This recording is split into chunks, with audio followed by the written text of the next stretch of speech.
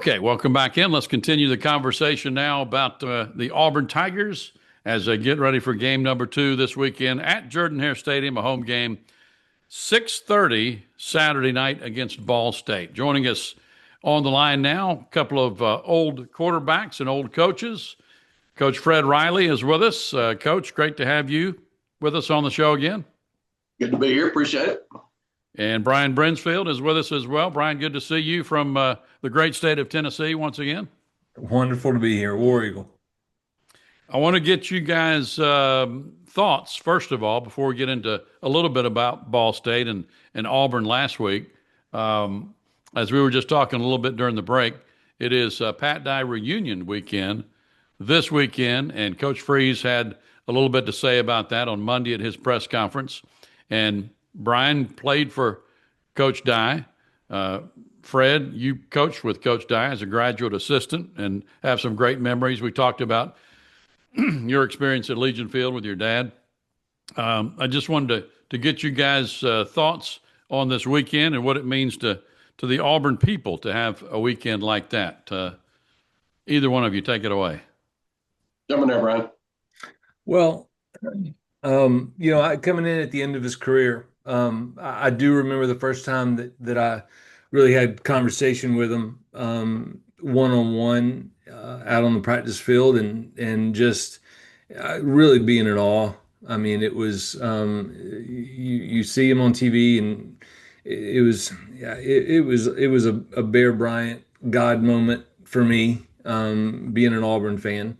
And then coming face to face, and boy, you didn't want to disappoint him. I think that was the biggest thing, is you didn't want to disappoint him. And then the things about him, he knew who your parents were by name. He knew your brother's name, and my brother was only in middle school, and he knew that if you had a date that weekend, he asked you about it during the middle of the week, and he just invested in you as a person. And one of my prized possessions is sitting right beside me. I can't show it to you, but it's I don't know what publication it is. It's out of probably Birmingham, but on the top it says Lou DuPointe AU Search Committee, and it's Pat Dye coming off the field. I happen to be right beside him, and he's doffing his cap coming off the field at at Legion Field in '92. Yeah. And I got him to sign it. Coach Dye never got my name right, and ever. And when he signed it, it says to Brain instead of Brian. It says to Brain, one of my favorite players of all time. Best wishes, Pat Dye. If he would have signed it correctly, I would have been disappointed. So. But a lot of the guys are going up there this weekend, and I'm going out of town, but I wish I was going to be there. It's going to be a really good time, a lot of reminiscing, and just what a great man. Yeah. And were you there behind him in the press conference? I wasn't in the press conference, After but I'm walking off the field. Yeah. And I'm in the shot. You had a marker with you, huh? Well, I took him on his book signing. Yeah. About 6 or 8 months later. I took this to him in Mobile. I got you. Yeah. Coach, I guess it's hard to beat that moment with you and your dad at Legion Field, right? Yeah, I mean, I had another one with him, years later, like 2000, like February, March 2006. We had just had a great year at Davidson and won 12 games and first undefeated team in school history and regular season. So I get to speak at the coaches clinic.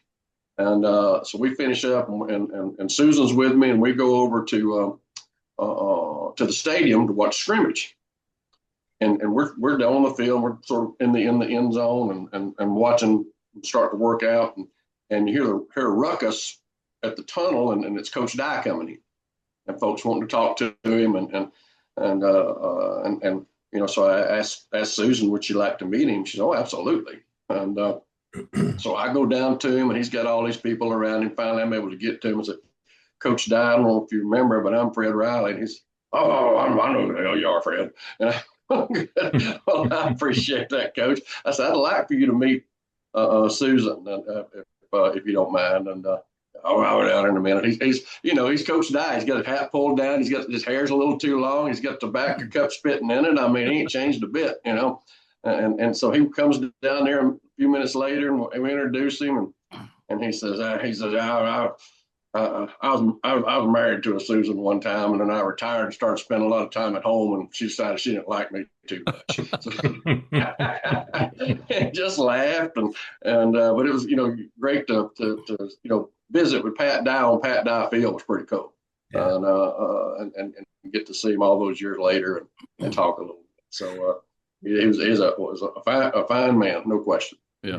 One of the things I'll never forget is on away games is, we used to Clay Helton was my travel partner for 2 years, and Coach Dye would come in. They would pass out. You got two Big Macs, two Snicker bars, and two things of milk. I don't know why milk with hamburgers and Snicker bars, but that's what they gave us. And they come by your hotel, your bedroom, and tuck you in. And Coach Dye would come in, and he'd sit on the bed for a minute and talk to you, and that was a special thing. But looking at this picture, he was only 52 years old when he retired. Yeah. Right. And to me, it seemed like he was much older. But I'm 52, and I think, gosh, he was only my age, but there were so many special moments. I remember when he retired, when he came in and told us that he was not gonna coach anymore. In Birmingham, and Randy Hart threw a chair. We were in I guess the Sheridan in Birmingham, and he threw a chair and stuck in the wall, a leg stuck in the wall. I had a good piece of roast beef on my fork, and when Coach Dye came in, you stopped, and I put that piece of roast beef down, and we knew that something was weird because he wasn't at walk through that day. And he came in, and boy, he started bawling, crying, and said, "I'm done." Yeah. And you could have heard a pin drop. Yeah. And I always wondered, I know a lot of Auburn people wonder, how long could he have gone? The way things were rolling from 86 to 89, and they had won 4 Iron Bowls in a row. And I always think back to, the first one in 82. Fred, you were there for that one, right? Right. And then in 83, Auburn wins again. And I always think, well, what if, things go differently on the goal line down there in 84, and Auburn scores a touchdown. Mm-hmm. And what if Van Tiffen maybe hooks that field goal from 52 yards in 85? We would have won 8 games in a row, similar to what Alabama did in the 70s. Yeah. So. And one thing that I regret, and a lot of my team regrets, is that we didn't get his 100th win. Yeah. He ended at 99 at Auburn. Yeah. And I remember that. I wish we Georgia players laying on the ground down there at the goal line. Yeah. But it was very, very intimidating. You always remember also as a student going into the press conference at Sewell Hall, where they used to have the press conference in the back of the dorm there in the little room. And when Coach Dye walked in, like you said, Brian, I mean, you could hear a pin drop, and it was very, very intimidating, especially for somebody who's a student at Auburn. But anyway, it should be a special weekend for a lot of guys. I know you guys, having known him a little bit. Let's talk about the current Auburn Tigers just a little bit. A win over Baylor last week. I don't know how much of the game you guys got to see, but Jackson Arnold seemed to be the theme of the night and the theme of the beginning of this week with co-offensive player of the week. He also had a birthday earlier in the week. But Brian, what did you think of the offensive performance? And obviously a little bit of letdown on the defensive performance with 400 yards from Baylor through the air. And what do we need to do? What can you do in a game like Ball State this weekend? Yeah, I'll start with the offense, I guess. I would have liked to seen us throw the ball more. But if we got to win with his feet, we got to win with his feet. I don't know that we can sustain that through 12 games through an SEC schedule. So that's my only concern, is I don't know if he can be our top offensive producer for 12 games, especially in the SEC. That's a concern of mine. And then, we've got these receivers that are just so talented. And I Got their watched a tongue lot. hanging out there. Yeah, I watched a lot of football this week, and I'd love to see them get the ball and see what they can do out in space against some guys. And to do that, we got to throw the ball. So, Coach, I'll go to you to the offense, and then maybe we'll come back to the defense. Yeah. You know, they looked like a Hugh Freeze quote Gus Malzahn offense for the first time in a long time. It doesn't matter if those type offenses. It doesn't matter. Box count don't matter because you got an extra runner with a quarterback. And all of a sudden, whether they stay too high, whatever they do, they roll down in there to one high or they play cover zero. You could still get a hat on a hat and the quarterback with one guy to beat. Worst case scenario, if that guy can't tackle him, they got a problem. Baylor stayed too high a bunch in the game. They basically said run the ball, right. and they did. And of course, one of his touchdown runs, was bring the ball down in a pass situation. It really wasn't a scramble, but it was tuck it and go when he realized everybody was running in man coverage. But I think they were in cover zero or either one man or man free right there, weren't they? But they were chasing people. That's they right. were running away from the guy that had the That's ball. Right. Yeah. That's right. And he makes a really good play right there. I thought it was the most comfortable Coach Freeze has looked since he's been there calling plays. Yeah. Run something that sets something else up. All those things clicked. It was just I was very happy as I watched the game and watched it unfold as they just looked like they were running their system, and finally I found a guy that can run their system. Now, to what you said about beating up the quarterback and quarterback, I get that too. You win the next two games with as minimal quarterback runs as possible. Yeah. I mean, you get through the next two games with you establish running backs, you establish wideouts. You do not get him hit very often, and then when you go to Oklahoma, what if he has to carry it 20 times? He carries it 20 times. You do what you have to do to win that football game. And but the next 2 weeks, I think offensively are to do the things exactly what you talked about, Brian. Get the wideouts more involved. Get more carries for the running backs, and broaden the offense a little bit. Some things you do during these 2 weeks is you skew your computer breakdowns. Yeah. You do some things in down and distances and stuff that not necessarily you want to do because this is what Oklahoma is going to be looking at when they do their breakdowns. Yeah. And you give them some stuff that they have to decide, well, they just running that for us, so we have to work on it, right. Or they really actually run that, right. and at least make them scratch their head and think a little. So it's the best we've looked in a long time. Yeah. The only thing that I think of, guys, and I want to get both of your opinion on this, is I don't mind Jackson running and winning the game and having 130 whatever yards he had during the game. And if they're playing too deep defensively, that's fine. But I think both of your points, if Jackson is our starting quarterback and if something happens to him, we go to Deuce, who's never played before. Wouldn't you rather run Damari and Cobb instead of Jackson? Well, I was going to say after after his thoughts that I thought that our offensive line looked really good. Their defensive line didn't hold up. They had hands on hips and they were breathing hard. But I thought our offensive line looked much better than they did last year. I thought our running backs ran the ball really hard. I mean, you had some good 7, 8, 9 yard runs on first, second down that put us in front of the sticks. And boy, whoever 77 is, he pulled and trapped and they ran some counters and he did some good gap scheme blocking, whoever he was on the other side of the center, coming across. But I thought on our side, you mean? I'm saying, say it again. On our offensive line? On our offensive line. Yeah, I think that's Jeremiah Wright. Okay, the right side guard, number 77. Right. He pulled a lot and really, really did well. But I thought we ran the ball really well.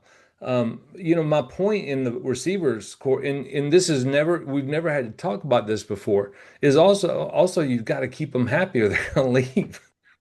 We've Yeah. got all these guys, and that's a real thing, guys. You got to keep them happier.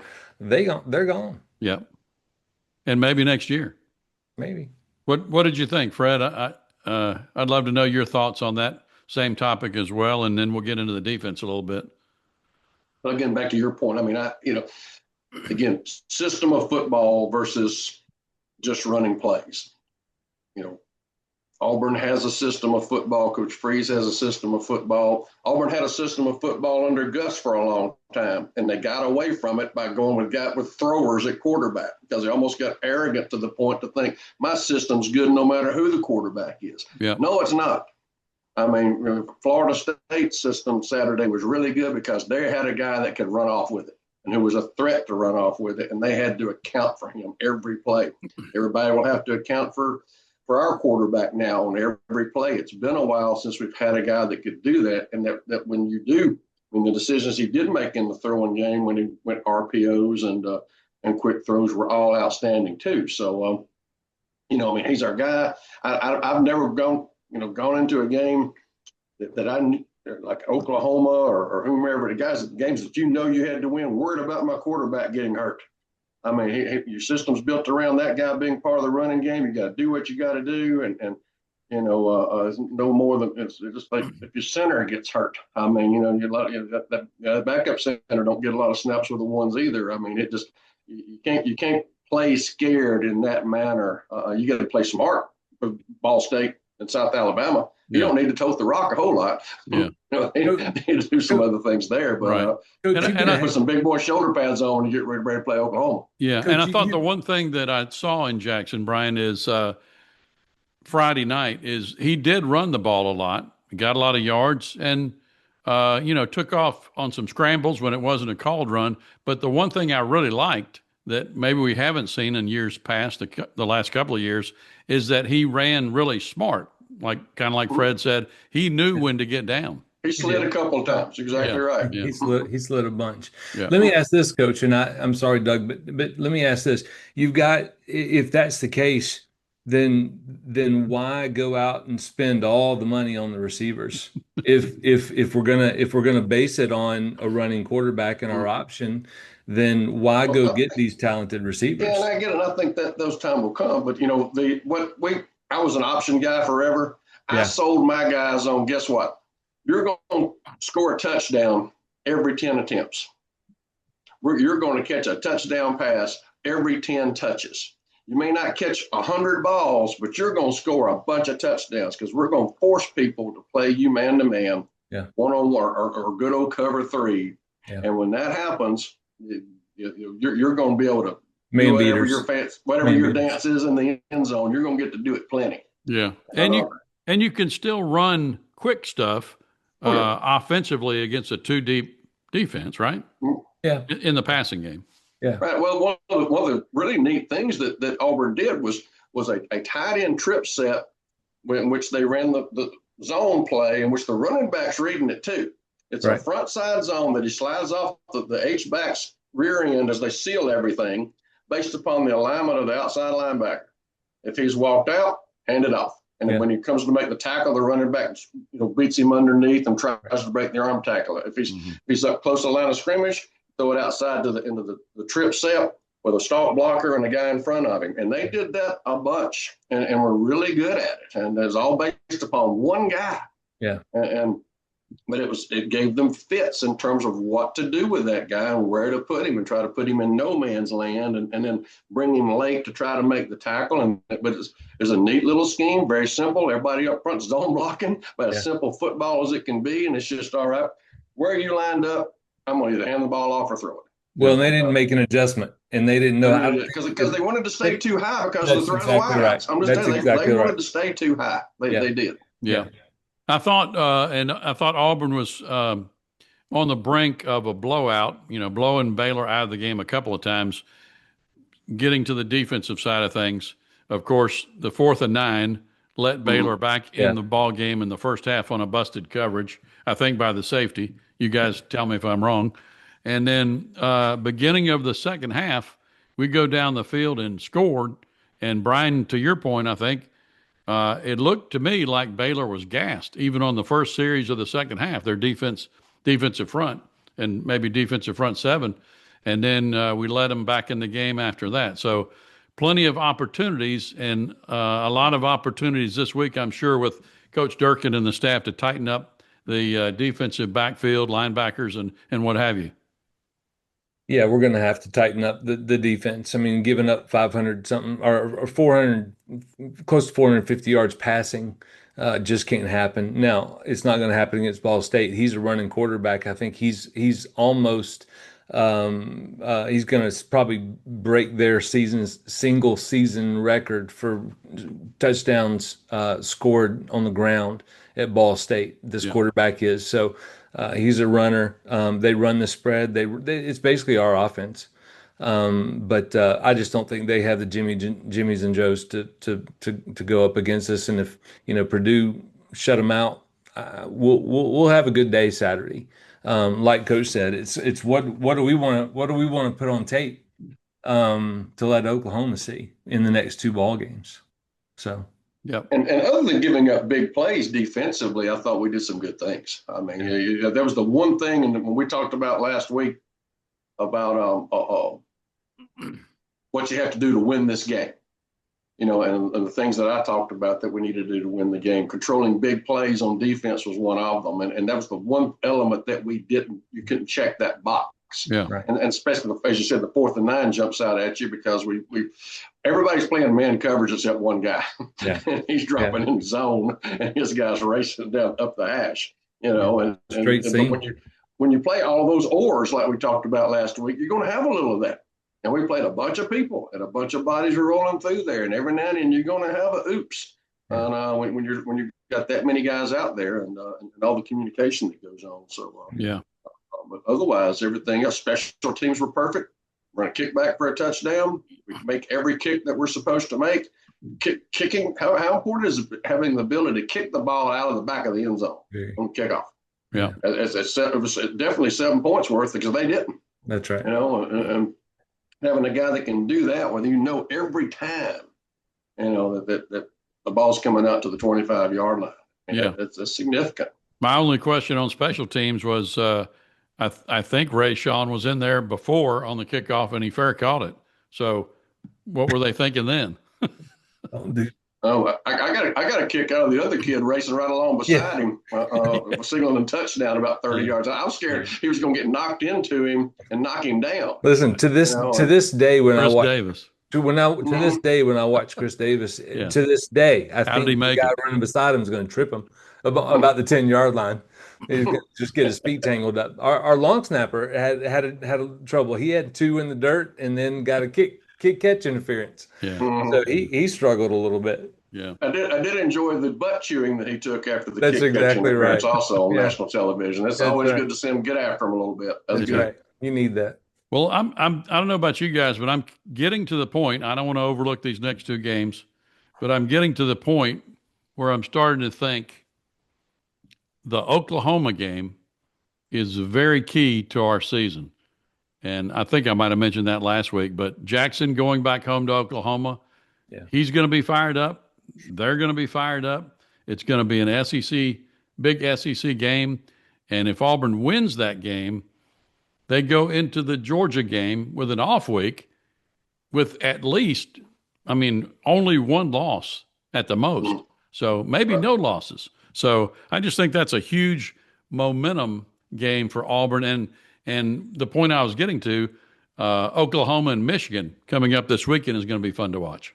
No doubt. That's exactly what I was thinking. Yeah. It is going to be a good game to watch this weekend, and that is going to be a pivotal game, but right before the Georgia game, and hopefully we will be 4-0 going into Georgia. I think that'll give us some great momentum going into that game, but it's going to be tough in Norman. Have we ever played in Norman, Oklahoma? Not that I remember. We played at Nebraska, I think, in '81.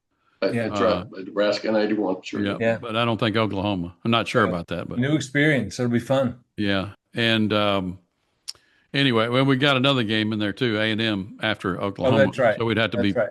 we'd have to knock them off or whatever to be 5-0. But it'll be fun.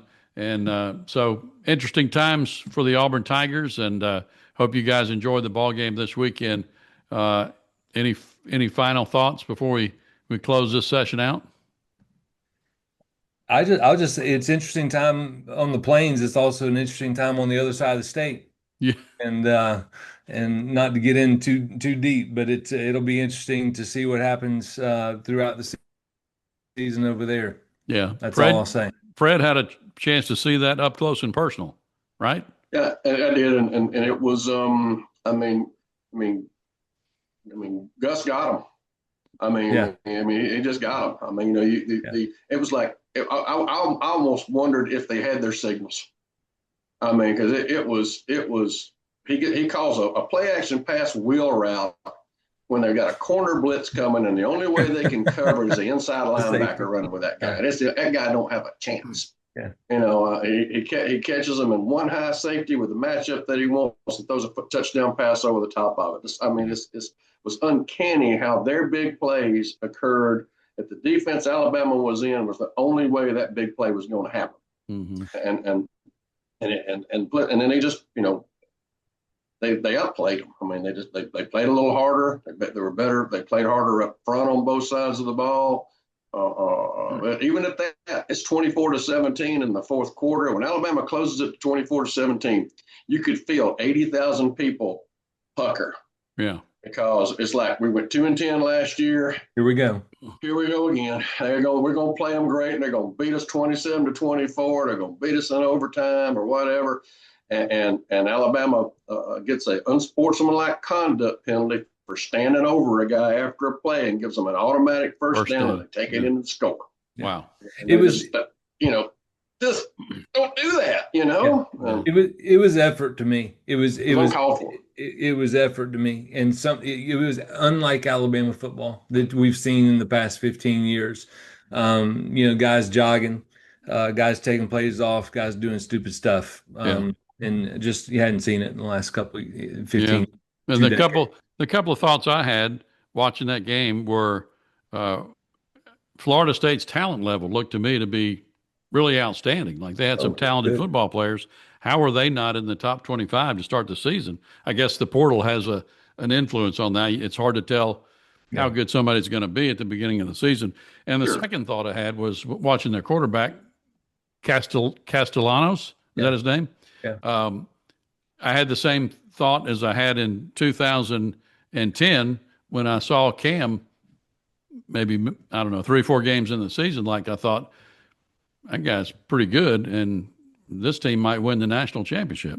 I watched him drum FSU last year when he was at Boston College, and I watched 3 games when he was at Boston College last year, and he was very, very good. Yeah. Very good quarterback.